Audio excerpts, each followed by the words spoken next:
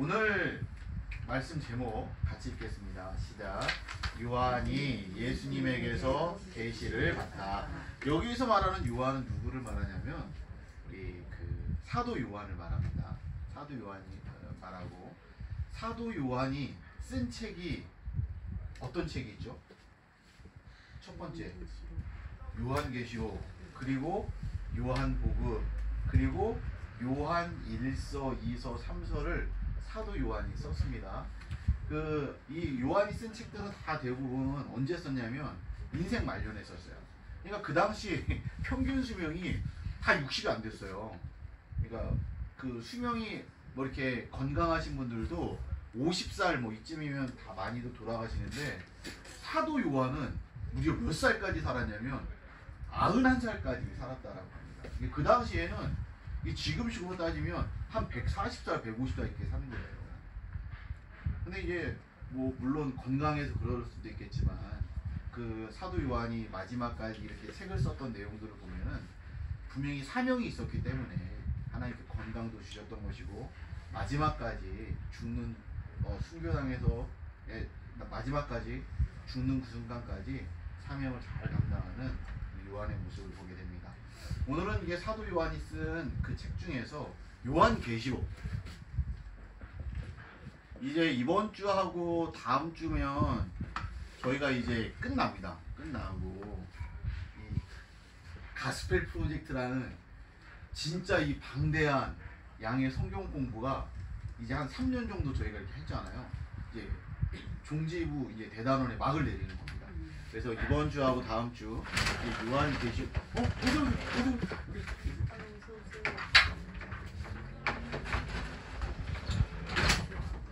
제일 앞에 잘 들어있습니다.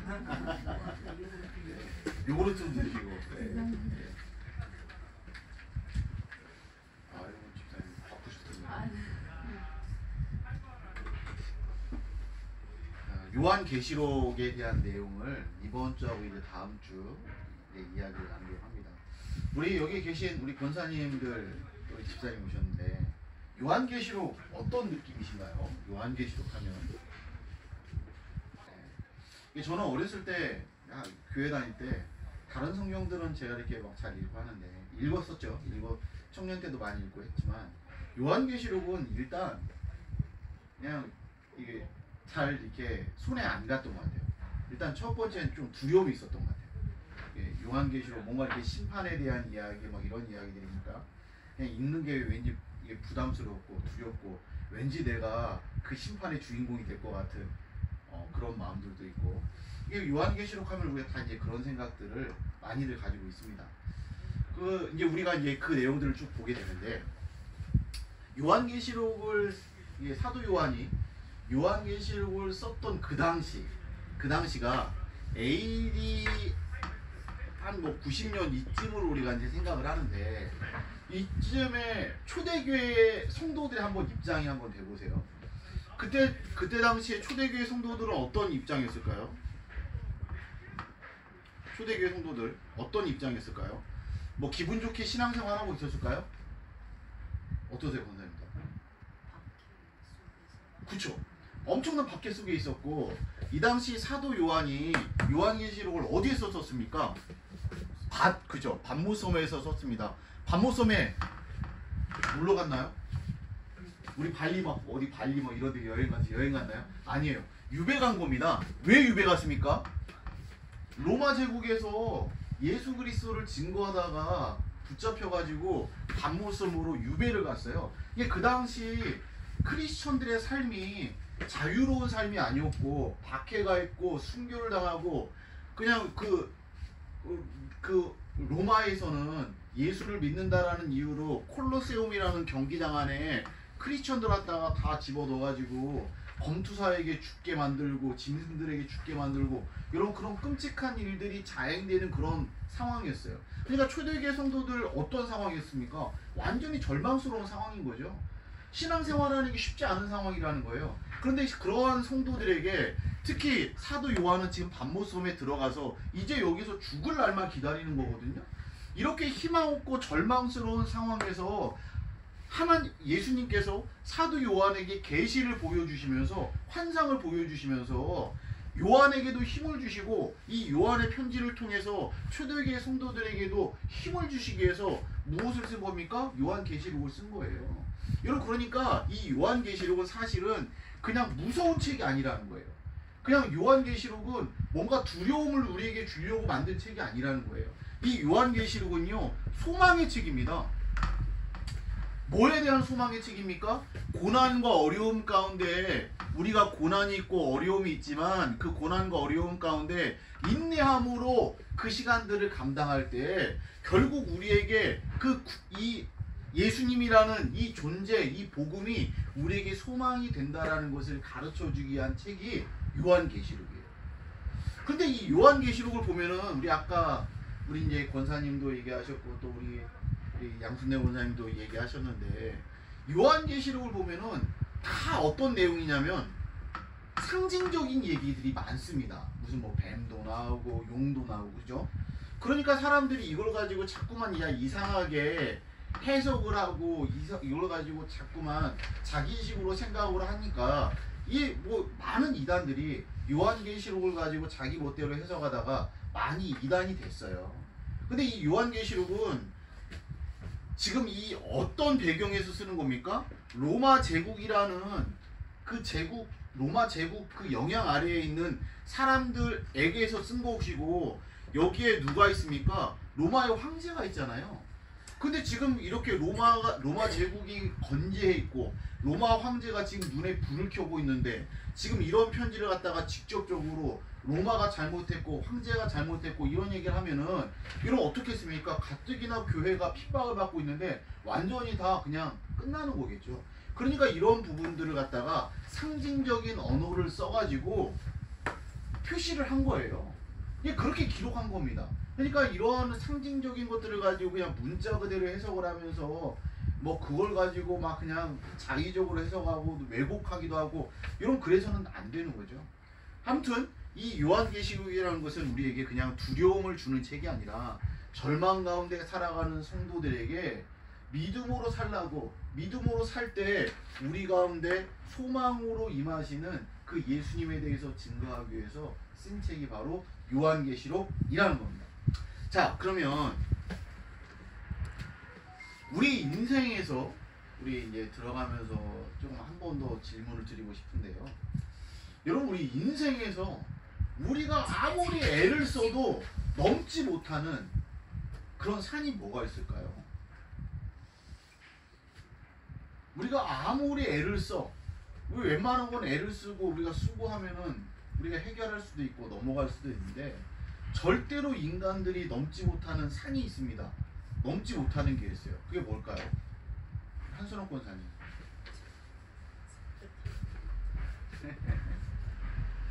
아무리 인간들이 애를 써도 넘지 못하는 게 있죠. 뭐가 있나요? 시간이 흐르는 것은 우리가 막을 수 있습니까? 없습니까? 막을 수 없죠. 그리고 우리가 결국 맞이하게 될 죽음은 우리가 거부할 수 있나요? 없나요? 없습니다.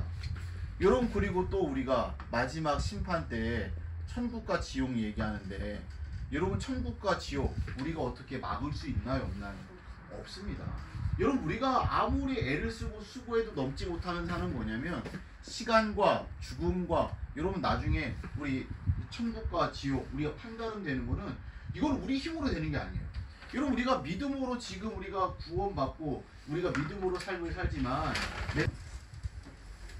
다시 보겠습니다.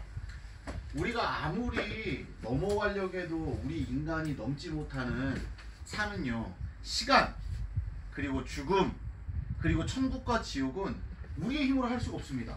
우리가 아무리 지금 우리가 믿고 믿음으로 살고 우리가 나중에 천국 백성이 되리라는 믿음으로 살지만 여러분, 예수님이 그러셨잖아요. 나더러 주여 주여 하는 자마다 다 천국에 갈 것이 아니오라고 하는 그 말씀을 들으면 여러분, 마지막에 천국과 지옥은 하나님 손에 달려있는 거죠. 우리 힘으로 될 수가 없는 겁니다.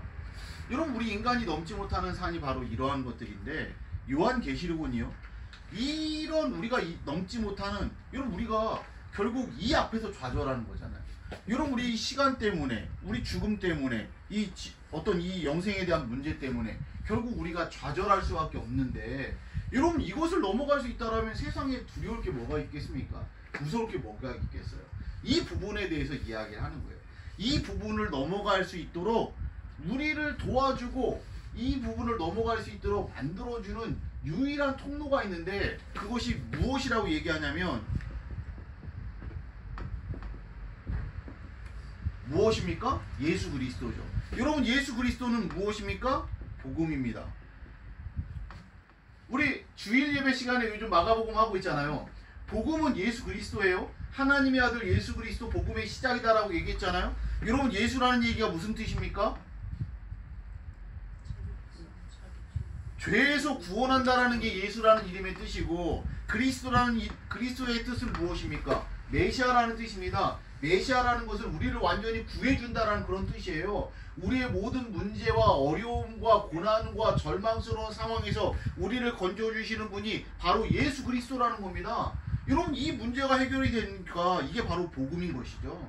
여러분 그러니까 예수 그리스도 안에 있으면 우리의 시간도 문제되는 게 아니고 우리의 죽음조차도 문제되는 게 아니고 여러분 천국이냐 이런 것도 우리에게 문제되지 않아요. 우리가 예수 그리스도 안에 있으면 이 모든 문제들을 뛰어넘을 수 있기 때문에 그 성도는 믿음으로 승리할 수 있는 거죠. 여러분 보십시오. 여러분 그 당시 초대교회 성도들에게 이러한 사실이 얼마만큼 이들에게 위로가 됐겠습니까?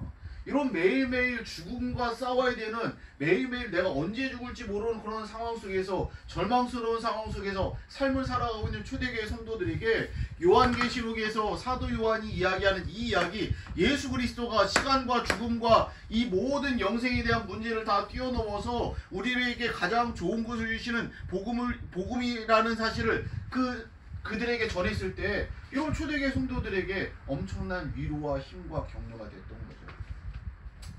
자, 우리가 이런 내용들을 오늘 좀 보면서 우리 한번 오늘 교제해 보겠습니다.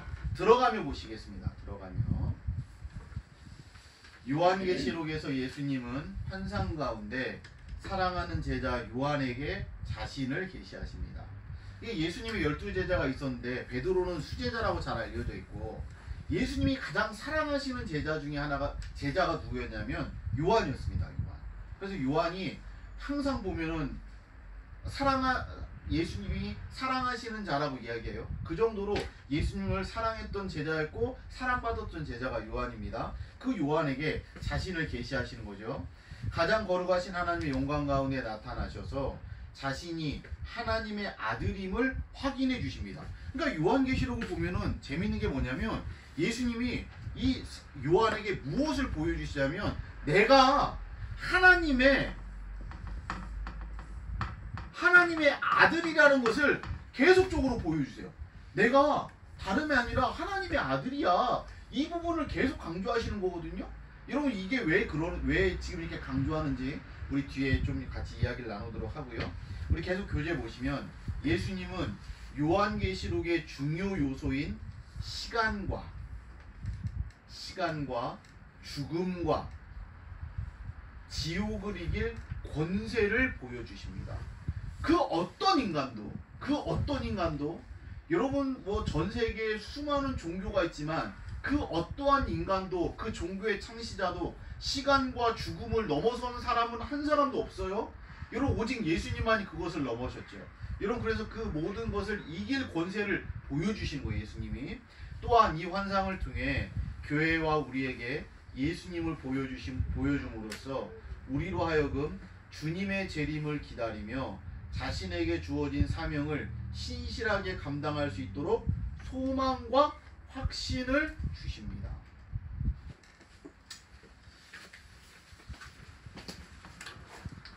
우리 지난주 주일 예배 시간에도 잠깐 말씀을 드렸는데 여러분 우리가 하나님이 저와 여러분에게 주신 사명이라는 게 있잖아요. 사명이라는 게 있습니다. 성도로서 사명이 있고 여러분 권사로서 집사로서 목사로서 장로로서 우리에게 주신 사명들이 있는데 우리가 사명을 잘 감당하지 못할 때가 있습니다. 왜 감당하지 못하냐면 이러한 문제들 우리가 넘어서지 못하는 문제들이 우리의 사명을 딱 가로막고 있는 거예요. 여러분 하나님께서 오늘 이 말씀을 통해서 이 사명을 감당하지 못하고 세상의 일에 염려하고 걱정하고 불안하고 그 가운데 벌벌 떨고 있는 사람들에게 예수님이 우리의 소망이 되시고 예수님이 우리의 진정한 복음이 되시고 예수님만이 이 모든 것들을 이길 수 있는 능력 있는 분이라는 것을 말씀해 주시면서 우리가 사명을 끝까지 잘 감당하는 성도가 되어서 나중에 사명을 잘 감당하면 하나님 앞에 섰을 때 우리가 무엇을 받겠습니까? 칭찬을 받겠죠. 칭찬받는 백성으로 주님 앞에 설 수 있도록 여러분 그런 목적을 가지고 쓴 책이 바로 요한계시록이라는 거예요. 자, 우리 들어와서 보겠습니다. 들어와서 보시면 예수님이 영광 가운데 임하십니다. 요한계시록 1장 9절 말씀 다 같이 읽겠습니다. 시작. 나 요한은 너희 형제요 예수의 환난과 나라와 참음에 동참하는 자라. 하나님의 말씀과 예수의 증언하였으므로 말미암아 반모라는 섬에 있었더니, 여러분 지금 아까 전에 말씀드렸던 거예요. 나 요한은 너희의 형제인데 지금 우리가 좋은 상황이 있는 게 아니라 예수의 환난과 나라와 참음에 동참한다. 지금 우리 모두가 다 고통스러운 상황 가운데 있는데 나도 지금 그렇게 있다라고 이야기하는 겁니다. 그러면서 뭐라고 말합니까? 하나님의 말씀과 예수를 내가 증언했더니 내가 지금 어디에 갇혀있다라고 말합니까? 반모라는 섬에 갇혀있다라고 지금 자기의 처해 있는 상황을 말하는 거예요. 그러니까 이 상황이 좋은 상황이 아니에요. 그런데 10절 말씀 보십시오. 주의 날에. 여러분 뭐 동그라미 한번 치시면 좋을 것 같아요. 주의 날에. 여러분 주의 날은 어떤 날입니까? 주일입니다. 주일. 주일이에요. 이런 초대교회 성도들은 주일을 지켰습니다. 이거 잠깐만 보시죠. 이거 뭐 아시는 분들은 아시겠지만 여러분 우리가 주일은 주의 날을 죽여서 주일이에요. 주의 날은 어떤 날입니까? 주님이 부활하신 날이 주일이에요. 유대인들은 안식일이 언제냐면 토요일입니다. 근데 우리는 토요일을 안식하지 않고 언제를 안식합니까? 주일을 안식하는데 왜 그러냐면 저와 여러분은 예수님을 믿는 사람들이잖아요. 예수님이 안식 후 첫날에 부활하셨기 때문에 우리는 안식 후 첫날이 언제입니까? 안식일이 토요일이니까 안식 후 첫날은 주일이죠. 그러니까 이 주일을 예수님이 부활하신 그날 주의 날이기 때문에 우리는 이 날을 기억하고 기념하고 지키면서 우리가 이 날에 예배를 드리는 거예요. 그러니까 지금 오늘 말씀에 이 사도 요한이 지금 놀라운 이 요한계시록에 나오는 환상을 봤던 날이 언제라는 겁니까? 주의 날이에요. 주일입니다. 여러분 뭔가 우리가 주일날 모여서 예배드리고 하는 것들이 어떨 때는 그냥 습관처럼 늘 하던 거니까 우리가 그렇게 예배를 드리지만 여러분 사실은 우리가 하나님 앞에 약속을 하고 예배를 드리는 것은 여러분 우리가 뭐 수요일이든 새벽이든 우리가 주일이든 우리가 하나님과 약속을 하고 그 자리에서 예배를 드리는 것은 그 자리에 지금 누구도 함께 하시는 겁니까? 하나님도 함께 하시는 거예요. 하나님이 왜 그 가운데 함께 하시는 겁니까? 우리와 약속한 그 자리에 우리에게 은혜를 주시기 위해서 함께 하시는 거예요. 여러분 그러니까 우리가 주일 어디 막 특별히 문제 있다라고 어려움이 있다라고 막 어디 기도원 찾아다니고 여러분 그러지 않으셔도 돼요. 여러분 주일날 우리가 하나님께서 약속해 주신 그 시간에 우리가 나와서 제대로 예배드리고 하나님 바라보고 우리가 기도하고 간구하며 나아가면 여러분 사도 요한이 주의 날에 주의 은혜를 경험했던 것처럼 우리도 얼마든지 그럴 수 있는 거예요. 얼마든지. 여러분 주의 날이라고 딱 이렇게 언급하고 있잖아요. 주의 날에 10절 다시 보시면 주의 날에 내가 성령에 감동되어 내 뒤에서 나는 나팔 소리 같은 큰 음성을 들으니 이르되 네가 보는 것을 두루마리에 써서 에베소, 서모나, 버가모, 두아디라, 사데, 빌라델비아, 라우디게아 등 7교회에 보내라 하시기로 몸을 돌이켜 나에게 말한 음성을 알아보려고 돌이킬 때에 7 금촛대를 보았는데 촛대 사이에 인자 같은 이가 발에 끌리는 옷을 입고 가슴에 금띠를 띠고 그의 머리와 털의 희기가 흰 양털 같고 눈 같으며 그의 눈은 불꽃 같고 그의 발은 풀무불에 단련한 빛난 주석 같고 그의 음성은 많은 물소리와 같으며 그의 오른손에는 7 별이 있고 그의 입에서 좌우에 날선 검이 나오고 그 얼굴은 해가 힘있게 비치는 것 같더라 이야기합니다. 자, 우리가 이런 말씀 볼 때 우리가 오해하시면 안 되는 게 여기 지금 반복적으로 제일 많이 나오는 단어가 뭡니까? 쭉 한번 보십시오. 반복적으로 제일 많이 나오는 단어가 뭐예요? 같고, 같으며, 같았더라.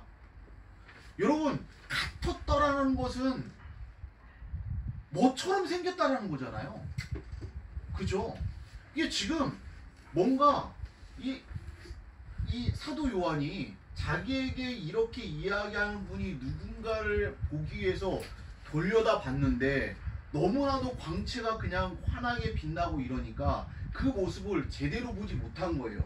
그런데 그 와중에도 살짝 그 모습을 훑어서 보니까 그냥 이 어떤 정확하게 어떤 모습인지 모르지만 무엇 같고 무엇 같고 무엇 같고 무엇 같고라고 말하면서 그 형상을 이야기하는 거죠.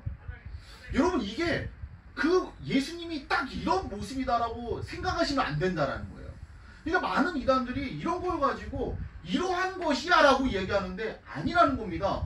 이것 같고 이것 같고 이것 같고라는 것은, 여러분, 우리가 그렇잖아요. 하늘의 언어를 가지고 하늘의 모습을 가지고 여러분, 이 세상을 살아가는 저와 여러분의 유한한 생각과 어떤 우리의 언어를 가지고 그것을 묘사하는 게 여러분 가능하겠습니까? 우리 아이들 키워보신 분들은 아시잖아요. 저희 아이들이 어렸을 때 보면은 너 뭐 그때 봤던 게 뭐야? 라고 물어보면은 애들 그냥 수준에서 알고 있는 단어들 가지고 그냥 그걸 묘사하는 거예요. 저희 우리미가 우리 김두리 집사님이 저희에게 왔는데 누군지를 모르니까 그냥 지 수준으로 묘사하는 거예요. 아빠, 눈이 맑고 눈이 큰 그런 분이었대. 그러니까 지네들 수준으로만 생각하고 지네들 수준으로 말하는 거예요. 우리 인간이 그렇다라는 거예요. 이게 사도 요한도 그냥 딱 인간의 수준으로 예수님을 바라보고 성령님을 바라보고 있었는데 딱 그냥 그 수준으로 이야기한 거예요. 그러니까 그냥 이걸 보면서 어떤 사람 막 그림을 그립니다. 막 좌우에 날선 막 검이 나왔다라고 하니까, 입에서 검이 나왔다 하니까 막 어떤 그림 보면 막 예수님 얼굴인데 막 입에서 막 칼이 나오고, 여러분, 그런 것처럼 보였다라는 거지 꼭 그런 것을 의미하는 게 아니에요. 그러니까 우리가 이런 것들을 볼 때 너무 막 이런 문자에 확 심취해가지고 꼭 이래야만 되고 꼭 이런 모습에 그런 거 아니라는 거예요. 자, 한번 보십시오. 우리 1번 보시면 요한계시록 1장부터 3장에 나타난 신약 성경을 관통하는 2가지 주제가 있습니다. 중요한 건데 요한계시록에서 다시 한번 정리하듯이 1장부터 3장까지 그 주제를 언급해요. 첫 번째가 뭐냐면 예수님이 하나님 아버지와 연합하셔서 구원 메시지를 전하도록 약속된 분이다 이야기합니다. 그러니까 예수님이 그냥 딱 오셨는데 항상 예수님을 어떤 전제로 이야기하냐면, 예수님은 그냥 어느 날 갑자기 하늘에서 뚝 떨어진 그런 분이 아니라 언제부터 얘기했다라는 겁니까? 하나님의 아들이라는 것을 계속 얘기하는 거예요. 이 하나님의 아들이라는 것을 얘기하기 위해서 계속 무엇을 얘기합니까? 구약 성경을 얘기하는 거예요. 이걸 가지고 와서 예수님이 그냥 어느 날 갑자기 등장한, 혜성처럼 등장한 그런 분이 아니라 이미 오래전부터 역사의 시작과 함께 그 예수님은 준비되었고 그분이 우리에게 오셨다라고 이야기를 하는 거예요. 여러분, 이렇게 이야기하는 이유가 뭐겠습니까? 우리가 믿는 예수님이 얼마만큼 정당성이 있고 우리가 믿는 예수님이 얼마만큼 믿을 만한 분인지를 갖다가 명확하게 하는 거죠. 여러분, 그 당시 교회의 성도들이 물론 이방인들도 많이 있긴 했지만 그래도 절대 다수를 차지했던 사람들이 누구입니까? 유대인들입니다. 유대인들이에요. 여러분, 유대인들은 무엇을 알고 있는 사람입니까? 구약을 알고 있는 사람이에요. 여러분 이들에게 복음이 지금 전해져야 되는 거잖아요. 그렇기 때문에 이들에게 계속 얘기하는 겁니다. 예수님이 어느 날 갑자기 나온 게 아니라 이미 구약 성경에서 이야기했듯이 하나님의 아들로서 우리에게 오신 분이야. 그러니까 이 예수님을 너희들이 믿어도 되라고 이야기하는 거예요. 우리 지난주 주에 우리 성경 공부하는데 어떤 분이 그렇게 물어봤어요. 여러분 마태, 마가, 누가, 요한복음 있는데 사복음서 중에 제일 먼저 쓴 복음서가 뭡니까?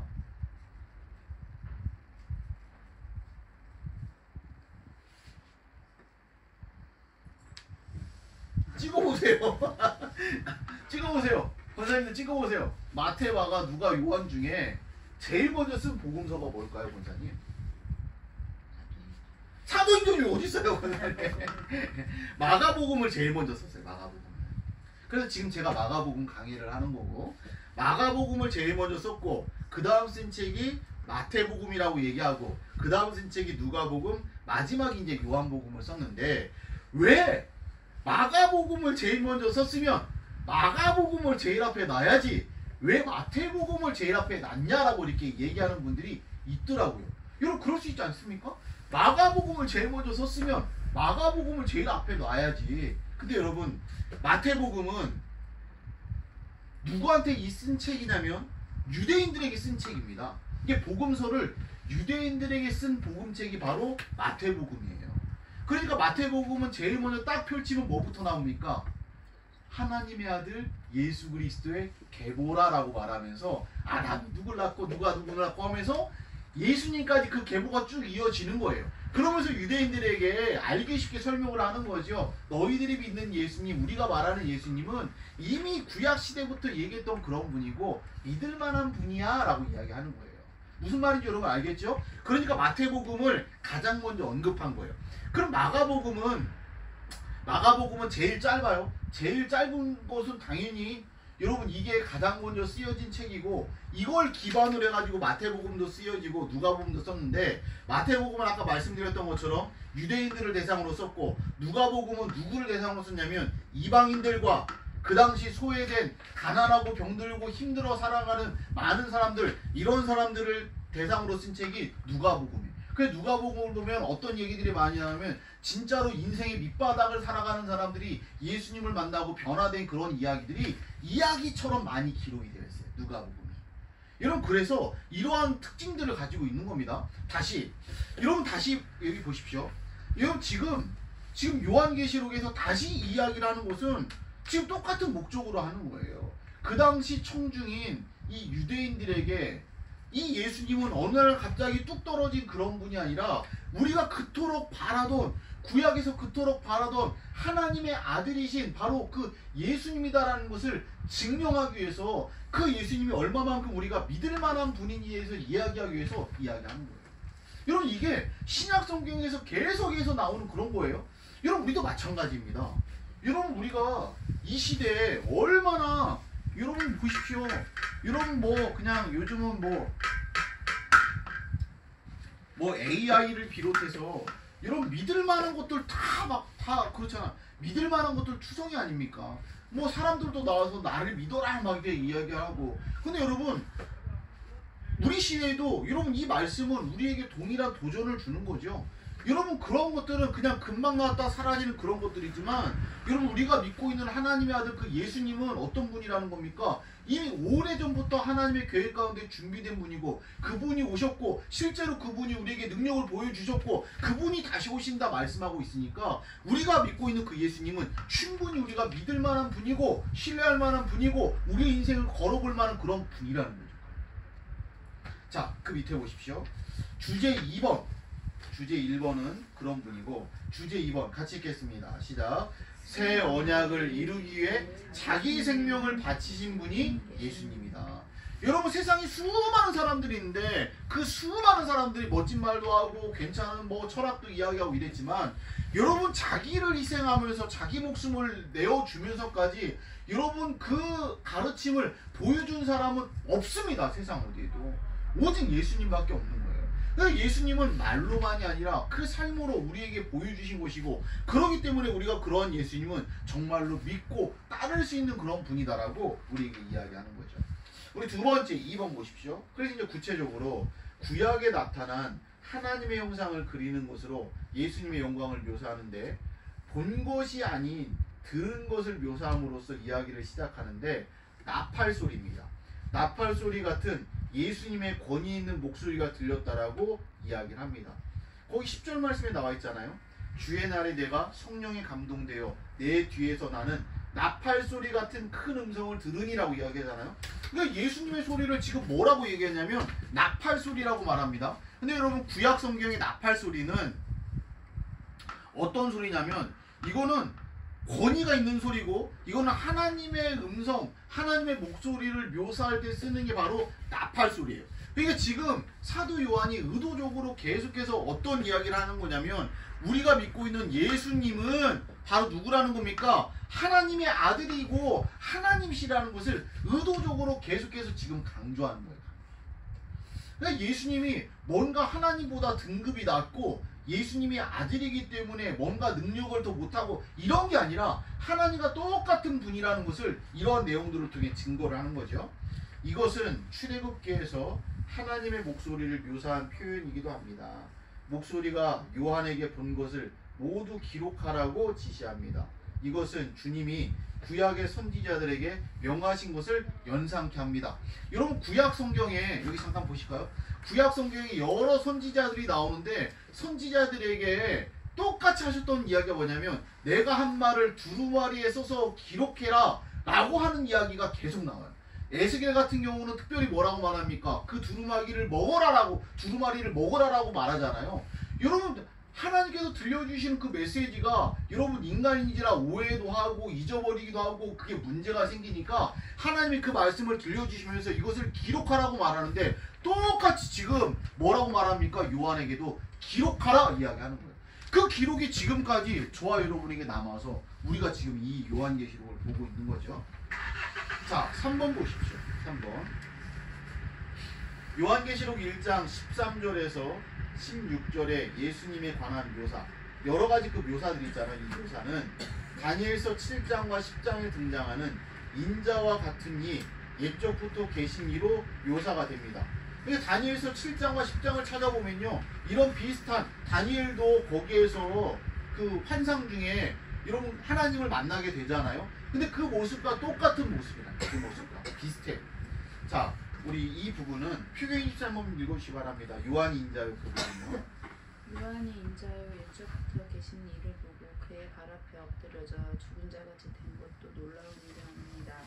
요한이 보고 느꼈던 절대적인 아름다움과 경외감과 위엄을 상상해 보십시오. 예수님에 관한 영광스러운 묘사는 어느 누구도 본 적이 없는 것입니다. 네, 여러분, 구약 성경에 하나님을 봤던 모든 사람들은 그 자리에서 그냥 다 엎드려졌어요. 왜? 하나님을 제대로 봤다가는 그냥 죽을 수도 있는 거잖아요. 그 영광과 위엄 앞에 모두가 다 그냥 꼬꾸라졌죠. 여러분, 예수님도 마찬가지라는 거예요. 예수님도 지금 사도 요한이 그 주님 앞에 완전히 꼬꾸라지고 엎드러지고 완전히 납작 엎드려서 주님의 음성을 들었던 것처럼 우리 주님 역시도 그렇게 영광스러운 분이라는 것을 이야기하는 거죠. 자, 그 밑에 보십시오. 그런데 그 예수님이 영광 가운데 임하셔서 우리에게 무엇을 보여주시는 겁니까? 시간과 죽음과 음부를 다스리는 능력이 있다는 것을 우리에게 보여주시는 거예요. 요한계시록 1장 17절과 18절 말씀. 내가 볼 때에 그의 발 앞에 엎드러져 죽은 자같이 되매. 여러분, 이것은 단순히 두려움이 아니라 그 영광 앞에 완전 엎드려진 거예요. 우리 권사님 잠깐 보시죠. 베드로가 예수님을 처음 만났을 때 기억나십니까? 베드로가 예수님을 처음 만났을 때 베드로가 예수님을 그냥 그저 그런 사람이라고 생각을 했죠. 근데 그 예수님께서 빈 그물 가지고 지금 집에 들어가려고 그물을 지금 깁고 있는 베드로에게 뭐라고 말씀하십니까? 깊은 데로 가서 그물을 내려 고기를 잡으라고 이야기했을 때 말씀에 순종해서 베드로가 진짜로 다시 나가서 그물을 던졌더니 그물이 찢어질 정도로 많은 물고기를 경험하게 됩니다. 그리고 나서 지금 베드로가 예수님이 그냥 그저 그런 인간이 아니라 신적 능력을 가지고 있는 그런 분이라는 것을 깨닫게 됐을 때 베드로가 보여준 행동이 뭐였습니까? 예수님 앞에 달려나와서 예수님 앞에 무릎 꿇는 거였어요. 나는 죄인입니다. 나를 떠나주십시오. 여러분, 우리가 주님의 임재 앞에 섰을 때 엎드러지는 것은 당연한 겁니다. 여러분, 우리가 예배의 자리에서 주님의 임재 가운데, 주님의 영광 가운데 우리가 납작 엎드려서 하나님의 은혜를 구할 때 주님께서 은혜를 부어주시는 거지. 저는 가끔 우리 교회 예배가 조금 더 하나님의 영광 가운데 나아가는 예배가 됐으면 좋겠다라는 마음들이 참 많이 들어요. 그러니까 여러분, 교회 예배드리러 오셨을 때 우리 권사님부터 제가 광고 시간에 한번 말씀을 드릴까 어쩔까 그런 생각을 하다가 그냥 계속 안 하고 있는데, 우리 권사님들부터 여러분 하나님 예배의 자리에서 주님을 만나고 싶다라면 여러분이 엎드리셔야 돼요. 하나님의 영광 가운데 엎드리셔야 돼요. 그 자리에 주님의 은혜를 부어주시는 거예요. 근데 우리가 오래간만에 만나니까 할 얘기들이 많으셔. 그냥 제가 올라가가지고 이제 제가 5분 전에 올라가잖아요. 5분 전에 올라가서 기도하고 있는데도 여기저기서 웅성웅성하는 사람들의 소리가 들려요. 여러분, 우리가 그러지 않았으면 좋겠어요. 우리가 와서 인사하는 것도 물론 좋고 필요하지만 여러분, 그런 인사들은 끝나고 하셔도 좋잖아요. 여러분, 예배 시작 5분 전 10분 전이라면 우리가 그 시간만큼이라도 하나님의 임재 가운데 나아가는 겁니다. 납작 엎드리는 겁니다. 하나님의 영광 가운데 우리가 있다라는 것을 깨닫는데, 여러분 어떻게 우리가 잡담하고 인사하고 웃고 여러분 어떻게 그럴 수 있겠어요? 여러분, 우리가 진정으로 예배드리는 자의 모습으로 나아가기를 원하고, 진짜 우리가 화전교회 주일 예배를 통해 하나님의 은혜를 경험하길 원한다면 우리부터, 우리 권사님부터 열심히 예배를 위해 기도하면서 하나님의 영광과 주님의 위엄 가운데 우리 나아가는 우리가 될 수 있다면 우리를 통해 다른 분들이 도전받을 것이고, 우리가 주님 만나면 다른 분들에게도 주님의 은혜가 동일하게 임하게 될 줄로 믿습니다. 우리가 그렇게 좀 만들어 갔으면 좋겠어요. 자, 그래서 이제 그 17절 말씀 계속 보시면, 내가 볼 때 그의 발 앞에 엎드러져 죽은 자 같이 되매 그가 오른손을 내게 얹고 이르시되 두려워하지 말라. 나는 처음이요 마지막이니. 처음이요 마지막이니. 곧 살아있는 자라. 내가 전에 죽었었노라. 볼지어다 이제 세세토록 살아있어 사망과 음부의 열쇠를 가졌노라. 네, 죄송합니다. 가졌노라. 그러니까 지금 사도 요한이 그 주님의 신적 임재 앞에 완전히 엎드러졌던 것은 내가 진짜 여기서 죽을 수도 있겠다라는 여러분 인간적인 두려움이 있었겠죠. 우리 주님 앞에 섰을 때 여러분 누가 감히 설 수 있겠습니까? 우리의 추하고 더러운 부분들이 다 드러나게 될 텐데, 저는 천국 갈 것을 저는 믿지만, 믿음으로 살지만 주님 앞에 섰을 때는 두려워요. 뭐가 두렵냐면, 제가 목사로서 제가 얼마나 그냥 대충 살았는지 제가 아니까 나중에 그 모든 것이 하나하나 그냥 낱낱이 밝혀질 것을 생각하면은 사실은 두려움이 있습니다. 여러분, 우리 그러지 않겠습니까? 여러분, 그러니까 지금 사도 요한도 그런 마음 가운데 완전히 납작 엎드려서 이제 나 죽었구나 생각하는데, 주님이 뭐라고 말씀하십니까? 나는 처음이요 마지막이다 이야기합니다. 처음이요 마지막이라는 것은 무슨 뜻입니까? 이미 시간을 지배하는 능력이 주님 손에 있다라는 거예요. 주님께는 처음도 되고 주님께는 마지막도 되는 것이고, 우리가 주님과 함께 있으면 처음도 있는 것이고 마지막도 있는 것이고, 이 모든 역사의 주관자가 되시고 하나님께서 천지를 창조하시는 그 순간부터 이 모든 역사가 끝나는 그 순간까지도 이 모든 시간을 주관하고 계시는 분이 누구시라는 겁니까? 예수님이라는 거죠. 지금 주님이 그걸 말씀하시는 거예요. 여러분, 그렇기 때문에 여러분, 자꾸만 우리가 그런 얘기 하잖아요. 여러분, 자꾸만 이 시간, 어떤 우리의 시간에 대해서 너무 스트레스 받지 마십시오. 여러분, 너무 스트레스 받지 마세요. 지금 무언가가 이루어지지 않는다 할지라도 시간의 주관자가 되시는 하나님이 우리의 주님이시기 때문에 하나님께서 반드시 가장 좋은 때, 가장 원하는 방법으로 저와 여러분이 가장 합당한 곳으로 우리에게 주시는 그때가 온다라는 거예요. 그게 바로 뭡니까? 우리가 지난주에 얘기했던 것처럼 크로노스의 시간들 속에서 우리 성도는 무슨 시간을 차지해야 되는 겁니까? 카이로스의 시간을 찾아야 되는 거잖아요. 의미 있는 시간을 찾아야 되는 거잖아요. 그 시간의 주관자가 되시는 주님 손을 붙들 때 우리 인생이 그냥 흘러가는 시간, 그냥 죽음을 향해 블랙홀처럼 빨아들여져가는 그런 시간이 아니라 건져 올리는 시간, 의미 있는 시간, 카이로스의 시간을 우리가 건질 수가 있는 거예요. 여러분, 주님 앞에 섰을 때 이 크로노스는요, 그냥 우리가 몇 년을 살았네, 내가 교회 생활을 몇 년 했네, 이런 거 다 크로노스예요. 아무 소용 없습니다. 주님 앞에 섰을 때 이런 게 뭐가 필요가 있어요? 주님 앞에 섰을 때 의미 있는 것은 내가 고난의 시간에도 하나님 손 붙들고 믿음으로 살았습니다.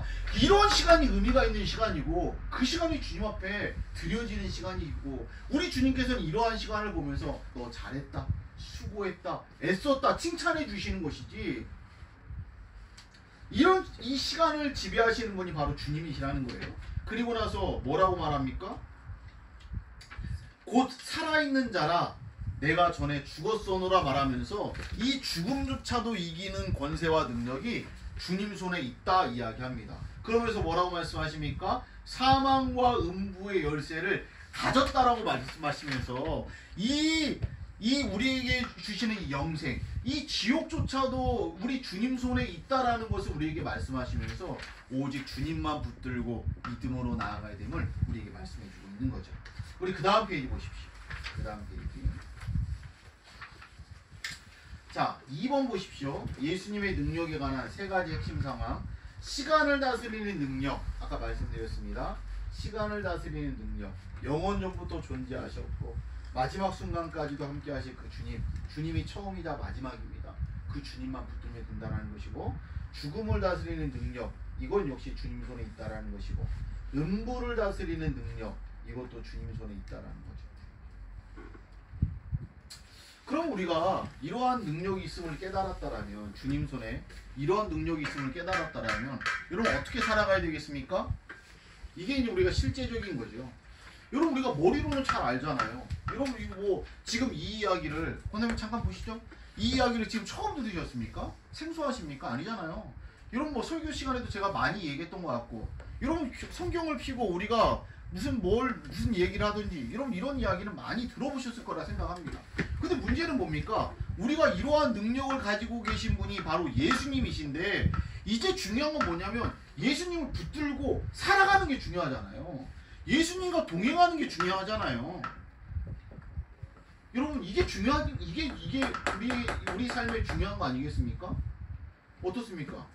표현이잖아요. 예수님과 동행하십니까? 우리 김영재 권사님 하지 마시고, 예수님과 동행하십니까 권사님? 네. 우리 김옥수 권사님 동행하십니까? 네. 박채수 권사님 동행하십니까? 네. 양순대 권사님 동행하십니까 예수님과? 네. 우리 김순자 권사님 예수님과 동행하시죠? 네. 우리 김순옥 권사님 예수님과 동행하시죠? 네. 우리 남봉교 권사님, 한선옥 권사님, 주현희 사모님.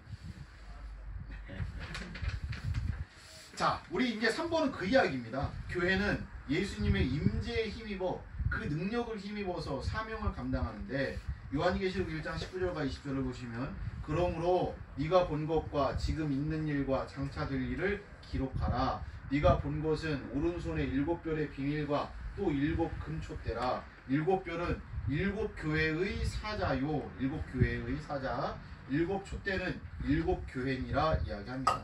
이게 7 교회의 사자라는 것은 거기에 세우신 사도들을 말하는 것이고, 7 촛대는 7 교회를 말하는 거죠. 그냥 교회와 성도, 우리 뭐 교역자들 뭐 이렇게 얘기하는 겁니다.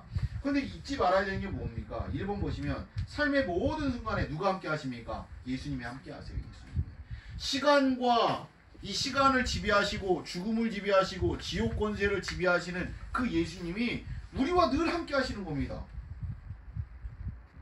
주님이 함께 하시기 때문에 우리는 받은 사명을 자신 있게 감당할 수 있습니다.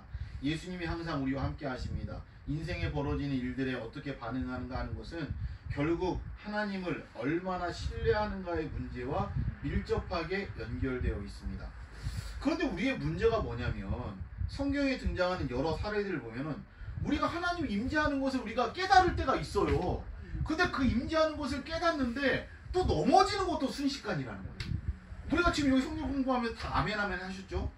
우리 지금 이제 집에 돌아가면서 또 하나님의 임재를 까먹고 우리가 불평하고 원망하는 순간 금방 올 수 있다라는 겁니다. 성경 보면 이스라엘 백성들의 광야 생활도 그랬고 베드로도 그랬잖아요. 나는 절대로 주님을 버리지 않겠습니다라고 그렇게 신신당부했는데, 그렇게 맹세를 했는데, 예수님을 그냥 뭐 다른 날도 아니에요. 멀리 가지도 않아요. 그냥 한두 시간 지났는데 예수님을 모른다라고 무려 몇 번이나 부인합니까? 3번이나 부인해요. 이런 베드로가 어리석어 보입니까? 이런 베드로가 진짜 파렴치한처럼 보이십니까? 우리도 그렇다. 우리도 날마다 교회에서는 예수님 믿습니다, 주님 찬양하고 믿음으로 살겠습니다 하는데, 우리가 당장 교회 밖을 나가 세상 가운데 나갔을 때 염려하고 걱정하고 불안해하고 근심하는 게 우리라는 거예요. 이게 중요한 건 뭐냐면, 우리가 다 하나님과 동행하는 삶을 산다라고 말했는데, 우리가 그 예수님의, 주님이라고 할게요, 주님의 임재 가운데 살아가는 게 중요해요. 그러니까 내 작은 이 속에다가, 내 작은 이 마음 속에다가 그냥 예수님 조금, 우리 조금 이게 아니라 예수님의 그 커다란 임재 가운데 우리가 들어가서 사는 겁니다. 우리가 들어가서 살 때 주님의 임재 가운데 우리가 다스림을 받는 것이고, 그러한 성도가 그냥 우리가 어렵고 힘든 상황 가운데서도 주님을 바라보는 믿음의 성도가 되는 것이지, 여러분 이럴 때 우리가 끝까지 믿음으로 승리할 수 있다는 거예요. 여러분, 그러면 여러분에게 이제 마지막으로 여쭤볼게요. 이렇게 날마다 주님의 임재 가운데 살기 위해서 우리가 할 수 있는 일이 뭘까요? 하나님의 임재 가운데 우리가 살아가는 것, 여러분 주님의 임재 가운데 살아가는 것, 여러분 교회에서 진짜 막 귀에 딱지가 않도록 하는 얘기잖아요. 맨날 하는 얘기. 여러분 그게 뭐겠습니까? 기도입니다. 그렇죠. 여러분 우리가 기도할 때 누구의 이름으로 기도하는 겁니까? 예수님의 이름으로 기도합니다. 2-3 사람이 내 이름으로 구하는 자리에 주님이 함께 하신다라고 했어요. 그러니까 우리가 지금 이 자리에서 예수님의 이름으로 모여서 기도하면 주님이 함께 하시는 자리입니다. 주님의 임재의 자리예요. 여러분들이 어디에 있든지 예수님의 이름으로 구하면 내가 듣고 응답해 준다라고 말씀하고 있어요. 주님이 듣는 그 자리가 주님 임재하는 자리 아닙니까? 이게 여러분이 어떤 상황이 있든지 간에, 여러분이 직장이든 가정이든 여러분의 삶의 자리에서 기도하면 그 자리가 주님 임재하시는 자리가 됩니다. 여러분 또 한 가지 뭐가 있겠습니까? 기도만 나오면 얘는 좀 슬퍼할 것 같은데, 기도만 나오면. 구현이 사모님 맞출 것 같아요. 뭐예요? 그렇죠. 여러분 기도하고 말씀이죠. 여러분 우리에게 주신 하나님께서 눈에 보이지 않아요. 근데 하나님께서 눈에 보이지 않는 우리에게 하나님은 이런 분이다라고 우리에게 소개해 주시는 그 책이 뭡니까? 성경 말씀이잖아요. 그러니까 우리가 성경 말씀을 읽는 가운데 하나님께서 주님의 임재 가운데로 우리를 이끌어 가시는 것이고, 우리가 하나님 말씀을 읽으면서 여러분 세상이 주지 못하는 기쁨과 달콤함을 우리 느끼는 거잖아요. 그러니까 날마다 말씀과 기도 가운데 살아갈 때 이 말씀과 기도로 만나는 자리가 또 뭡니까? 예배 자리잖아요. 여러분 예배 자리 열심히 지키고 기도 열심히 하고 여러분 말씀 열심히 보는 그런 성도가 여러분 주님의 임재 가운데 벗어나서 살 수 있겠습니까? 아니에요. 여러분 중요한 것은, 저도 이제 목사 많이 꽤 해봤잖아요. 이상선 목사님 앞에서 이런 얘기하면 진짜 부끄러운데, 저도 뭐 20년 넘게 불교자부터 25년 이렇게 하다 보니까 예배 자리를 소홀히 여기시면서, 여러 가지 문제 때문에 예배 자리를 소홀히 여기면서 하나님의 임재 가운데 나도 모르는 사이 자꾸 벗어나는 것이고, 이러면서 우리 인생에 더 큰 문제들이 생기는 것을 참 볼 때가 많아요. 이런 기도도 마찬가지입니다. 여러분 그렇기 때문에 하나님의 임재 가운데 거한다라고 뭐 거창한 게 있는 게 아닙니다. 무슨 그냥 방언을 받고 아닙니다. 여러분 성경에서 우리에게 주시는 메시지는 딱 2가지예요. 기도와 말씀. 근데 우리 스스로 기도와 말씀의 자리를 지키는 게 쉽지 않다라면, 날마다 우리에게 허락하신 예배의 자리가 있다라면 예배의 자리를 지키면서 어떻게든지 하나님의 임재 가운데 거하며 살아갈 때 주님이 우리와 함께 하시는 것이고, 그러한 성도가 예수님이 주시는 이러한 능력, 시간의 시간을 지배하고 죽음을 지배하고 이 지옥의 권세를 지배하는 예수님의 능력을 힘입어서 이 땅 가운데 승리하는 성도로 살아갈 수 있는 거죠. 우리 사랑하는 권사님들 또 우리 집사님들 계시는데 우리 모두가 예수님밖에 없습니다. 예수님밖에 없어요. 사도 요한이 초대교회 성도들에게 여러분 하고 싶은 말들이 얼마나 많았겠습니까? 인간적인 위로도 할 수 있는 게 얼마나 많았겠습니까? 근데 그런 게 아무런 소용이 없는 거죠. 부질 없는 거 아니겠습니까? 여러분 이 사람들의 값싼 위로가 뭐가 중요하겠습니까? 중요한 건 뭡니까? 예수님 안에서 힘을 내라는 거예요.